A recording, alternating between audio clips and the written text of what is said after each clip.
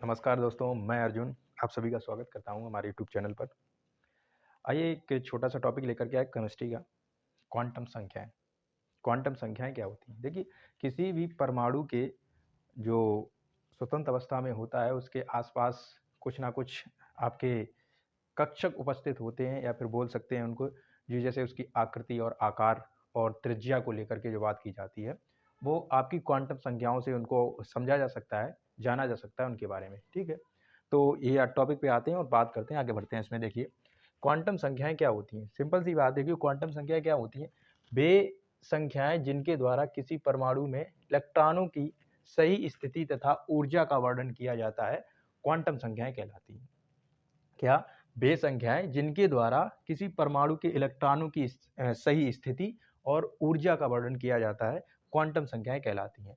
देखिए, पहले क्या था, क्वांटम संख्याएँ आपकी 3 प्रकार की हुआ करती थी, जो आपकी हमने लिख रखी हैं क्रम से। मुख्य क्वांटम संख्या, दिगंशी क्वांटम संख्या और चुंबकीय क्वांटम संख्या।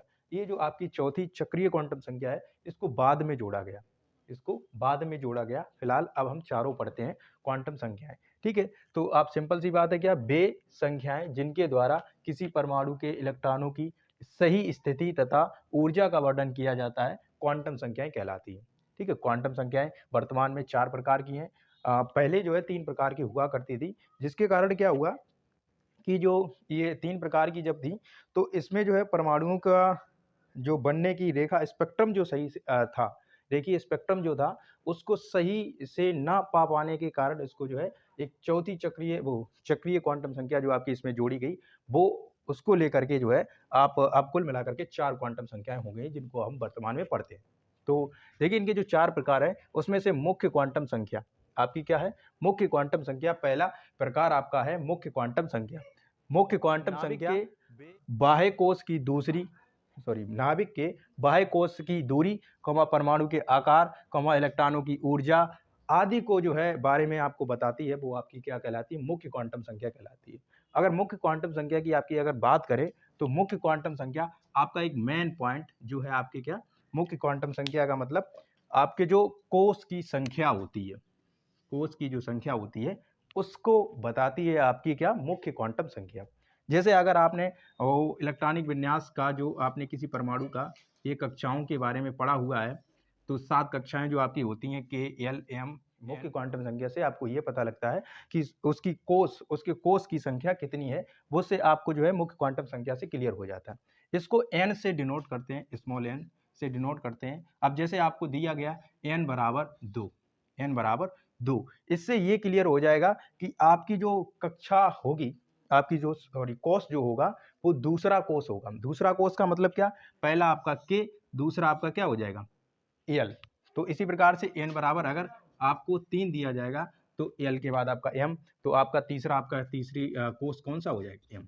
इस प्रकार से आपको क्या है कि क्वांटम संख्याओं से संख्या पता लगती है, इसकी कोष की संख्या पता लगती है। तो ये है आपकी मुख्य क्वांटम संख्या, ठीक? क्या है? जो नाभिक के बाह्यतम कोष की दूरी, परमाणु के आकार, इलेक्ट्रॉनों की ऊर्जा के बारे में बताते हैं, वो आपकी क्या? मुख्य क्वांटम संख्याएँ कहलाती हैं। मेन पॉइंट इसमें क्या? आपके कोषों की संख्या आपको यहाँ से पता लग जाती है, इसे n से डिनोट करते हैं। अगली आपकी है दूसरे नंबर पे आपकी आ जाएगी द्विगंशी क्वांटम संख्या। द्विगंशी क्वांटम संख्या क्या होती है? द्विगंशी क्वांटम संख्या वे जो इलेक्ट्रॉन के उपकोष के कोणीय संवेग या आकृति का निर्धारण करती हैं, कोणीय संवेग या आकृति का निर्धारण करती हैं, आपकी द्विगंशी क्वांटम संख्या कहलाती है। इसमें क्या है? इसमें मेन पॉइंट आपका निकल करके आएगा उपकोष।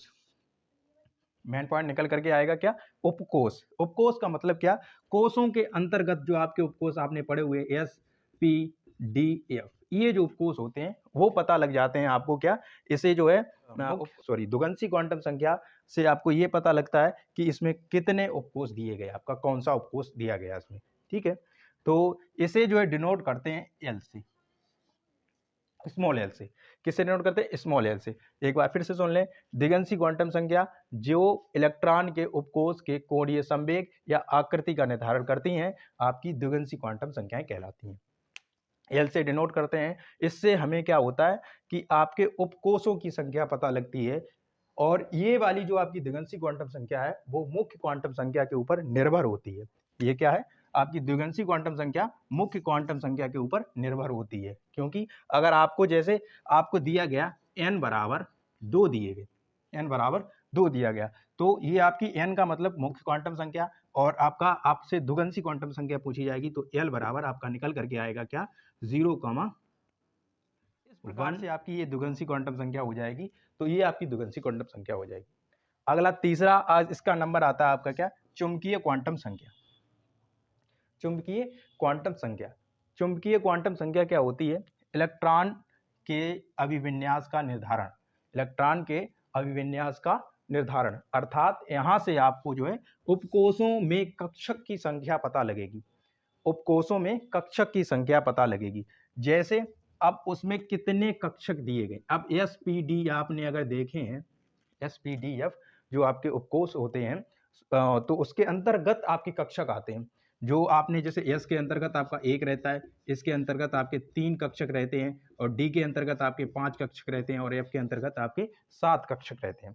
तो ऐसे जो है आपको जो चुंबकीय क्वांटम संख्या है, इससे आपको क्या है उपकोषों में कक्षक की संख्या पता लग जाएगी आपको। ये क्या होती है, ये जो आपकी चुंबकीय क्वांटम संख्या होती है वो आपकी द्विगंशी क्वांटम संख्या के ऊपर निर्भर रहती है, द्विगंशी क्वांटम संख्या के ऊपर निर्भर रहती है। फिर से सुन ले एक बार, इलेक्ट्रॉन के अभिविन्यास का निर्धारण करती है, इससे हमें जो है उपकोषों के कक्षक की संख्या का पता लगता है, उपकोषों के कक्षक की संख्या का पता लगता है कि उसमें कितनी संख्याएं दी गई। ठीक है, इसे जो है आपका m से नोट करते हैं, स्मॉल m से, इसको क्या करते हैं स्मॉल m से, एक बार लिख देते हैं साथ में यहीं पे, इसे स्मॉल l से, और इसको जो है आपका स्मॉल n से डिनोट करते हैं। ठीक है, ये आपकी जो चुंबकीय क्वांटम संख्या है वो द्विगंशी क्वांटम संख्या के ऊपर निर्भर करती है, और द्विगंशी क्वांटम संख्या आपकी मुख्य क्वांटम संख्या के ऊपर निर्भर करती है। तो अगला नंबर इसका जो है चौथा इसका जो प्रकार है वो है आपका चक्रीय क्वांटम संख्या। चक्रीय क्वांटम संख्या क्या होती है, चक्रीय क्वांटम संख्या से ये चीज क्लियर होती है कि आपके जो कक्षक हैं, अभी जो आपने आपके चुंबकीय क्वांटम संख्या के माध्यम से आपको पता लगे हुए हैं जो कक्षक, तो उसमें इलेक्ट्रॉनों को भरने का जो आपका तरीका है वो आपको पता लगता है किसके माध्यम से, चक्रीय क्वांटम संख्या के माध्यम से। क्यों, क्योंकि जो आपने कक्षक में आप इलेक्ट्रॉन भरते हैं वो उसमें आपके कक्षक में इलेक्ट्रॉन भरने के 2 तरीके होते हैं, एक तो आपका दक्षिणावर्त इलेक्ट्रॉन जाता है और एक तो आपका कैसा वामावर्त इलेक्ट्रॉन जाता है। क्योंकि आप किसी भी कक्षक में जब इलेक्ट्रॉन भरेंगे तो उसमें आपके एक कक्षक में अधिक से अधिक 2 ही इलेक्ट्रॉन भरे जाते हैं, तो एक आपका रहता है आपका जो है दक्षिणावर्त, दूसरा आपका रहता है वामावर्त।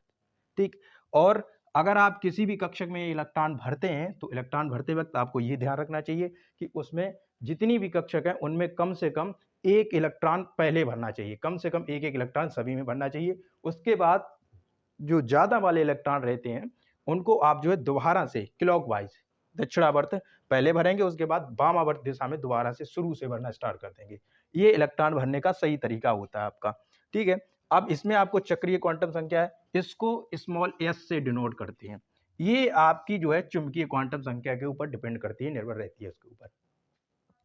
तो आपकी जो ये चक्रीय क्वांटम संख्या है वो आपकी चुंबकीय क्वांटम संख्या के ऊपर निर्भर रहती है, और आपकी जो चुंबकीय क्वांटम संख्या है वो द्विगंशी क्वांटम संख्या के ऊपर निर्भर रहती है, और जो आपकी द्विगंशी क्वांटम संख्या है वो मुख्य क्वांटम संख्या के ऊपर निर्भर रहती है। एक बार फिर से सुन लें कि क्वांटम संख्याएं क्या होती हैं, वे संख्याएं जिनके द्वारा किसी परमाणु में इलेक्ट्रॉनों की सही स्थिति तथा ऊर्जा का वर्णन किया जाता है, क्वांटम संख्याएं कहलाती हैं। 4 प्रकार की होती हैं, वर्तमान में पढ़ते हैं 4 प्रकार की होती हैं। पहले 3 प्रकार की हुआ करती थी, उसमें क्या हुआ कि उनका जो है स्पेक्ट्रम निकलता था तो वो सही से नहीं हो पाता था। इसके कारण क्या है, एक नई आपकी चक्रीय क्वांटम संख्या को जोड़ा गया, जिसके माध्यम से उसका चक्रण जो है सही से पता लग गया। चक्रण का मतलब ही यही है कि इलेक्ट्रॉनों का भरने का तरीका चक्रण वाइज चलता है। इसमें क्या होता है कि आपका जैसे इलेक्ट्रॉन दिया गया, 2 तरीके होते हैं इसमें, क्या आपको अगर किसी इलेक्ट्रॉन को दिया गया तो आपका एक मिलेगा माइनस में और एक रहेगा प्लस में, इलेक्ट्रॉन जो भरा जाता है इसमें।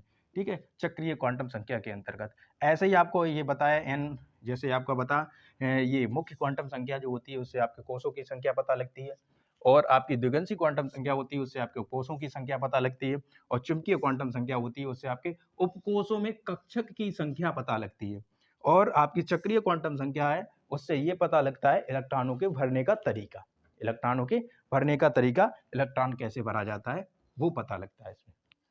उम्मीद है और ये आपको टॉपिक अगर अच्छा लगा हो, समझ में आया हो, तो इसको अपने इष्ट मित्रों के साथ शेयर करें और मिलते हैं अगले वीडियो में एक नए छोटे से टॉपिक के साथ।